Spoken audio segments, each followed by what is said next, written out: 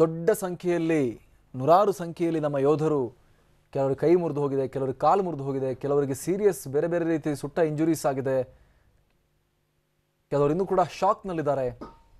ಅವರೆಲ್ಲರೂ ಕೂಡ ಚಿಕಿತ್ಸೆ ಪಡಿತಾ ಇರುವಂತಹ ಮಿಲಿಟರಿ ಹಾಸ್ಪಿಟಲ್ಗೆ ಕೇಂದ್ರ ಗೃಹ ಮಂತ್ರಿ ರಾಜನಾಥ್ ಸಿಂಗ್ ಭೇಟಿ ನೀಡಿ ಅವರ ಆರೋಗ್ಯವನ್ನು ವಿಚಾರಿಸಿರುವ ಸಂದರ್ಭವನ್ನು ನಾವಿಲ್ಲಿ ಗಮನಿಸ್ತಾ ಇದ್ದೀವಿ.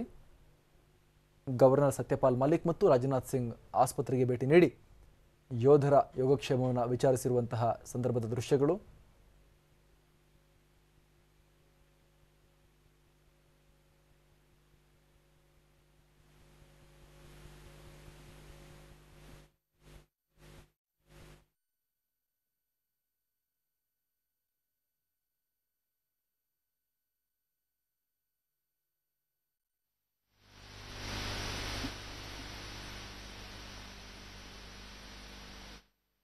ಪ್ರತಿಯೊಬ್ಬರ ಬಳಿಗೆ ತೆರಳಿ ರಾಜನಾಥ್ ಸಿಂಗ್ ಅವರು ಮಾತನಾಡಿಸ್ತಾ ಇದ್ದಾರೆ.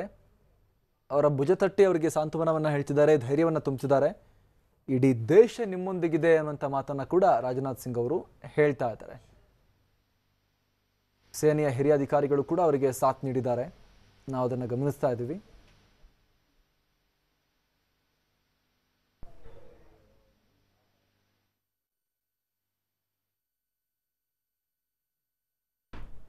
ಜಮ್ಮು ಮತ್ತು ಕಾಶ್ಮೀರದ ರಾಜ್ಯಪಾಲ ಸತ್ಯಪಾಲ್ ಮಲಿಕ್ ಕೂಡ ಗೃಹ ಮಂತ್ರಿಗಳಿಗೆ ಸಾಥ್ ನೀಡಿರುವಂಥದ್ದು.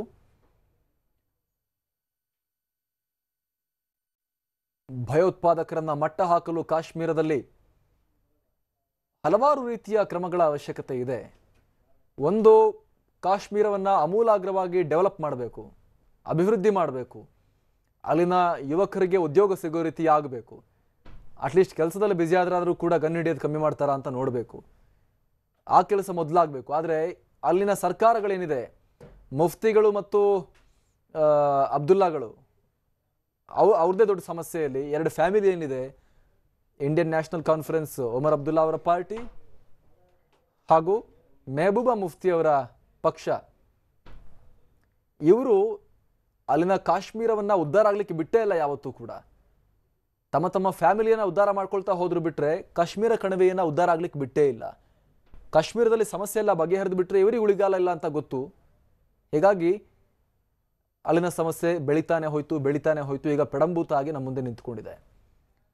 ಅಲ್ಲಿನ ಯುವ ಜನತೆಯನ್ನೇ ಪಾಕಿಸ್ತಾನದ ಏಜೆಂಟ್ಗಳು ISI ಇಂದ ದುಡ್ಡು ತಿನ್ನುವಂತಹ ಕಾಶ್ಮೀರದಲ್ಲಿರುವಂತಹ ಹುರಿಯತ್ ಕಾನ್ಫರೆನ್ಸ್ ಏನಿದೆ, ಪಾಕಿಸ್ತಾನದ ISI ನಿಂದ ದುಡ್ಡು ತಿನ್ನುವಂತಹ ಇವ್ರನ್ನ ನಾಯಿಗಳೋದ್ರೂ ತಪ್ಪಾಗಲ್ಲ, ಹುರಿಯತ್ನವ್ರನ್ನ. ಇವರೇನಿದ್ದಾರೆ, ಇವರು ನಮ್ಮ ಯುವಕರನ್ನ ತಲೆ ಕೆಡಿಸಿ ಅವರನ್ನ ಭಯೋತ್ಪಾದನೆಗೆ ದೂಡ್ತಾ ಇರುವಂತಹ ಕ್ರಿಮಿನಲ್ಗಳು. ಫಸ್ಟ್ ಇವ್ರನ್ನ ಹೆಡೆಮುರಿ ಕಟ್ಟಬೇಕು. ಈ ಹುರಿಯತ್ ಕಾನ್ಫರೆನ್ಸ್ನ ನಾಯಕರುಗಳಿಗೆ ಯಾಸೀನ್ ಮಲ್ಲಿಕ್ ಆಗಿರ್ಬೋದು, ಮಿರ್ವೈಜ್ ಒಮರ್ ಆಗಿರ್ಬೋದು, ಇವರಿಗೆಲ್ಲ ISI ನಿಂದ ಫಂಡಿಂಗ್ ಬರುತ್ತೆ ಅನ್ನುವಂಥ ಆರೋಪ ಇದೆ.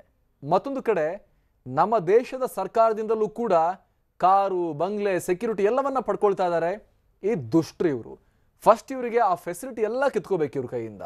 ಆ ಡಿಮ್ಯಾಂಡ್ ಕೂಡ ಬಹಳ ದಿನಗಳಿಂದ ಇದೆ, ಆದರೆ ಅದನ್ನು ಮಾಡ್ತಾ ಇಲ್ಲ. ಬಿಕಾಸ್ ಸರಿ ಹೋಗ್ತಾರೆ ಅನ್ನುವಂಥ ನಿರೀಕ್ಷೆಯಲ್ಲಿ ಅವ್ರನ್ನ ಎಂಗೇಜ್ ಆಗ್ತಾ ಇದೆ. ಹುರಿಯತ್ನವ್ರನ್ನ ಫಸ್ಟ್ ಮಟ್ಟ ಹಾಕಿಲ್ಲ ಅಂತ ಹೇಳಿದ್ರೆ ಕಾಶ್ಮೀರದಲ್ಲಿ ಪ್ರತ್ಯೇಕತೆಯನ್ನ ತೆಗೆದು ಹಾಕುವಂತಹ ಏನು ಪ್ರಯತ್ನ ಆರಂಭನೇ ಆಗುವುದಿಲ್ಲ ಅನ್ನೋದನ್ನ ಕೂಡ ಇಲ್ಲಿ ಗಮನಿಸಬೇಕಾಗಿರುವಂಥ ವಿಚಾರ. ಅದಾದ ನಂತರ ಹೊರಗಿನವರು ಫಸ್ಟ್ ಮನೆಯನ್ನು ಸರಿ ಮಾಡ್ಕೊಳ್ಳದೆ ನೀವು ಮನೆ ಬಾಗಿಲಲ್ಲಿ ನಿಂತ್ಕೊಂಡು ಹೊರಗಿನವ್ರನ್ನ ತಡಿತಾ ಇದ್ರೆ ಮನೆ ಒಳಗಿದ್ದವ್ರು ಬಂದು ಚೂರಿ ಹಾಕಿರ್ತಾರೆ ಹಿಂದ್ಗಡೆಯಿಂದ. ಅಂತ ಪರಿಸ್ಥಿತಿ ಕಾಶ್ಮೀರದಲ್ಲಿ ಈಗ ನಿರ್ಮಾಣ ಆಗಿದೆ.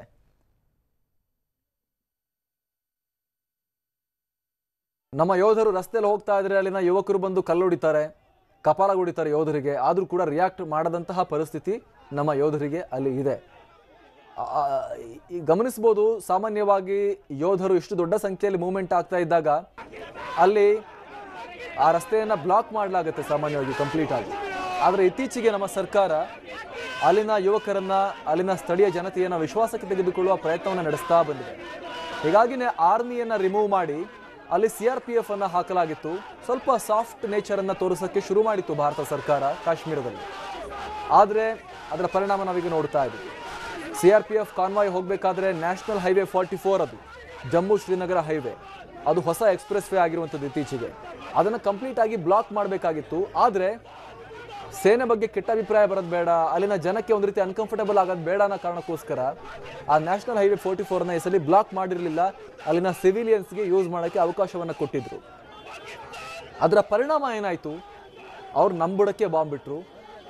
ಏನು ಅವಂತಿಪುರದಲ್ಲೇನು ಘಟನೆ ಇನ್ಸಿಡೆಂಟ್ ಆಯಿತು, ಅವಂತಿಪುರದಿಂದ ಒಂದು 10 ರಿಂದ 12 ಕಿಲೋಮೀಟರ್ ದೂರ ಅಷ್ಟೇ ಕಾಕಪೋರ ಅಂತ, ಅಲ್ಲಿನ ನಿವಾಸಿ ಆತ ಆದಿಲ್ ಅಹಮದ್ ದರ್. ಆತನೇ ಈ ಇಡೀ ಪ್ರಕರಣದಲ್ಲಿ ಪ್ರಮುಖವಾಗಿರುವಂಥ ಹೆಸರು. ಸಾಯೋಗಿಂತ ಮುಂಚೆ ವಿಡಿಯೋ ಮಾಡಿ, ಈ ವಿಡಿಯೋ ನೀವು ನೋಡೋಷ್ಟರಲ್ಲಿ ನಾನು ಸ್ವರ್ಗ ಸೇರಿರ್ತೀನಿ ಅಂತ ಹೇಳಿ ಈ ದಾಳಿಯನ್ನು ಸಂಘಟಿಸಿದಂತಹ ವ್ಯಕ್ತಿ ಆತ. ಇಡೀ ಸ್ಕಾರ್ಪಿಯೋದಲ್ಲಿ 350 kgಯಷ್ಟು ಇಂಪ್ರೂವೈಸ್ಡ್ ಎಕ್ಸ್ಪ್ಲೋಸಿವ್ ಡಿವೈಸ್ ಅನ್ನು ಇಟ್ಕೊಂಡು ಹೋಗಿ ಅದನ್ನು ಗುದ್ದಿಸಿ ಇಡೀ ಬಸ್ಸನ್ನು ಚಿಂದಿ ಚಿತ್ರಣ ಮಾಡಿ ಹಾಕಿದಂತಹ ದುಷ್ಟ ಭಯೋತ್ಪಾದಕ ಈತ. ಒಬ್ಬ ಕಾಶ್ಮೀರಿ ಯುವಕನೇ ಅನ್ನುವಂಥದ್ದು ಬಹಳ ದುಃಖದ ವಿಚಾರ. ಇಲ್ಲಿ ಯಾವ ಮಟ್ಟಿಗೆ ನಮ್ಮ ಕಾಶ್ಮೀರಿ ಯುವಕರನ್ನ ಬ್ರೈನ್ ವಾಶ್ ಮಾಡಲಾಗಿದೆ ಅಲ್ಲಿ ಅನ್ನುವಂಥದ್ದು ಕೂಡ ಇಲ್ಲಿ ನೋಡಬೇಕು. ಈ ಕಾಶ್ಮೀರಿ ಯುವಕರು ಮೊದಲು ಅರ್ಥ ಮಾಡ್ಕೋಬೇಕು, ತಾವು ಭಾರತದ ಜೊತೆ ಇದ್ದಷ್ಟು ಸೇಫ್. ಸ್ವತಂತ್ರ ಕಾಶ್ಮೀರ ಆಜಾದಿ ಬೇಕು ಅಂತ ಕೇಳ್ತಾರೆ. ಆಜಾದಿ ಸಿಕ್ಕಿದ್ರೆ ತಿನ್ನೋಕೇನು ಮಾಡ್ತೀರಾ ಸ್ವಾಮಿ ನೀವು? ಜಮ್ಮು ಏನು ನಿಮ್ಮ ಜೊತೆಗೆ ಬರಲ್ಲ, ಬರೀ ಕಾಶ್ಮೀರ ವ್ಯಾಲಿಯಲ್ಲಿ ಇಟ್ಕೊಂಡು ಏನು ಮಾಡ್ತೀರಾ?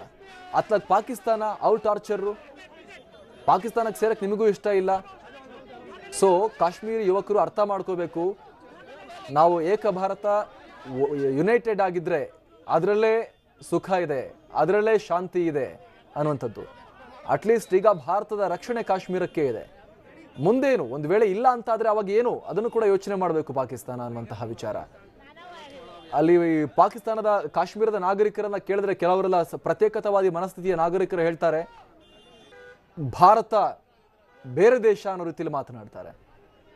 ಆ ಮಟ್ಟಿಗೆ ಅವರ ಬ್ರೈನ್ ವಾಶ್ ಆಗಿದೆ ಈ ಪ್ರತ್ಯೇಕತಾವಾದಿಗಳಿಂದ. ಯಾಸೀನ್ ಮಲಿಕ್, ಮಿರ್ವೈಜ್ ಉಮರ್ ಫಾರೂಕ್ ಇವರೆಲ್ಲ ಏನಿದ್ದಾರೆ ಇವರೆಲ್ಲರಿಂದಲೂ ಕೂಡ ಅದನ್ನು ತಡೆಗಟ್ಟಲಿಕ್ಕೆ ಏನು ದಾರಿ ಅನ್ನೋದು ಕೂಡ ಇಲ್ಲಿ ಯೋಚನೆ ಮಾಡಬೇಕಾಗಿರುವಂಥ ವಿಚಾರ. ಫಸ್ಟ್ ಈ ಪ್ರತ್ಯೇಕತಾವಾದಿಗಳನ್ನ ಮಟ್ಟ ಹಾಕಿ ಅವ್ರು ಬದುಕಬೇಕು ಅಂದರೆ ನಮ್ಮ ದೇಶಕ್ಕೆ ಗೌರವ ಅರ್ಪಿಸಿ ಬದುಕಬೇಕು, ಇಲ್ಲ ಅಂದರೆ ಬದುಕಕ್ಕೆ ಆಸೆ ಇದೆಯಲ್ವ ಅಂತ ಅವ್ರಿಗೆ ಕೇಳ್ಬಿಡ್ಬೇಕು. ಇಲ್ಲ ಅಂತ ಹೇಳಿದ್ರೆ ಇದೊಂದು ರೀತಿಯ ಕಾರ್ಯವಿಧಾನ. ಎರಡನೇದಾಗಿ ಕಾಶ್ಮೀರದಲ್ಲಿ ಅಮೂಲಾಗ್ರ ಬದಲಾವಣೆಗಳನ್ನು ಮಾಡಿ ಅದನ್ನು ಡೆವಲಪ್ ಮಾಡಬೇಕು. ಇತರ ಯಾವುದೇ ರಾಜ್ಯ, ಬೆಂಗಳೂರು ಹೇಗಿದೆ, ಮುಂಬೈ ಹೇಗಿದೆ, ದಿಲ್ಲಿ ಹೇಗಿದೆ, ಅದೇ ರೀತಿ ಬೆಳವಣಿಗೆಗಳು, ಅಭಿವೃದ್ಧಿ ಕೆಲಸ ಅಲ್ಲೂ ಕೂಡ ಆಗಬೇಕು. ಅಲ್ಲಿ ಕಂಪನಿಗಳು ಹೋಗೋ ರೀತಿ ಆಗಬೇಕು, ಅಲ್ಲಿ ಕೆಲಸ ಸಿಗಬೇಕು ನಮ್ಮ ಜನಕ್ಕೆ. ಎರಡನೇದು. ಮೂರನೇದಾಗಿ ಅಲ್ಲೇನು ಪ್ರತ್ಯೇಕತೆಯ ಒಂದು ನಿಯಮಗಳಿದೆ, ಪ್ರತ್ಯೇಕ ನಾಗರಿಕ ಸಂಹಿತೆ ಏನಿದೆ, ಪ್ರತ್ಯೇಕ ಸಂವಿಧಾನ ಏನಿದೆ ಕಾಶ್ಮೀರಕ್ಕೆ, ಅದನ್ನು ತೆಗೆದುಹಾಕಿ ಇಡೀ ದೇಶದಲ್ಲಿ ಏಕರೂಪದ ಸಂಹಿತೆ ಜಾರಿಗೆ ತರಬೇಕು. ಕಾನೂನಾತ್ಮಕವಾಗಿಯೂ ಕೂಡ ಕಾಶ್ಮೀರವನ್ನು ಭಾರತ ಜೊತೆ ಇಂಟಿಗ್ರೇಟ್ ಮಾಡಬೇಕು. ಆಗ ಎಲ್ಲವೂ ಕೂಡ ಸರಿ ಹೋಗ್ತಾ ಹೋಗುವ ಸಾಧ್ಯತೆಗಳು ಇರುತ್ತೆ.